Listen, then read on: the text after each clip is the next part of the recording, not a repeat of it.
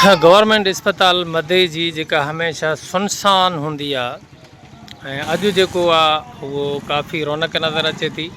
मुमकिन जेको आहे उहो सरप्राइज़ विज़िट जे करे जेको आहे अमलो हिन वक़्तु कुझु मूंखे मौजूदु नज़र अचे थो। अस्पताल जे अंदरि कुझु रौनक आहे, कुझु गाॾियूं आहिनि, कुझु अमलो आहे। वरी वधीक अंदरि ॾिसिजे त छा सूरत हाल आहे, कुझु अमलो मौजूदु आहे कोन्हे। पर हीअ बि सिंध सेवा वारनि जी आहे। जेका मदे जी अस्पताल जी पंहिंजी एम्बुलेंस उहा अॼु बि ज़ाहिर कोन्हे का। हीअ सिंध सेवा वारनि जी एम्बुलेंस बीठी आहे। हे अस्पताल जो मेन काउंटर आहे जिते मरीज़ पंहिंजी पर्ची कटाईंदा आहिनि। उन खां पोइ मुख़्तलिफ़ डॉक्टरनि ॾे जेको आहे कंसल्ट डॉक्टरनि अमले ॾे जो हुयो इम्कान थी आहे थियणी आहे छा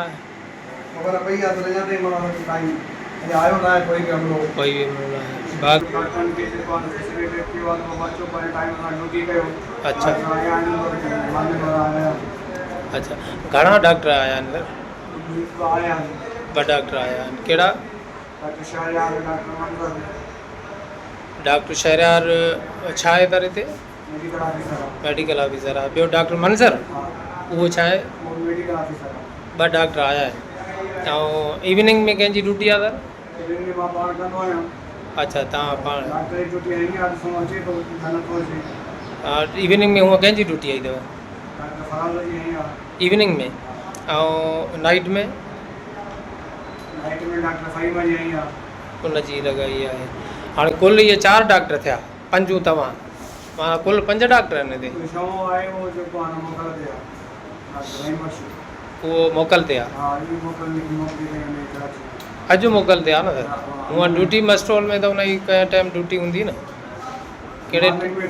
मॉर्निंग में त माना मॉर्निंग में 3 डॉक्टर, हिकु इवनिंग में 2 थी वियो। माना हिकु तव्हां हिकु वेठा आहियो एमरजेंसी कॉल में। इवनिंग में तव्हां जेको आहे ठीकु आहे। साईं बंदि पियो आहे कमिरो। तव्हां टीवी में आहियो सामने?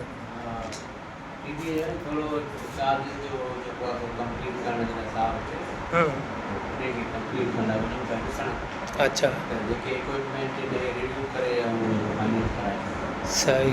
हूअं माना टीवी में तव्हां इंचार्ज हो न? ठीकु आहे।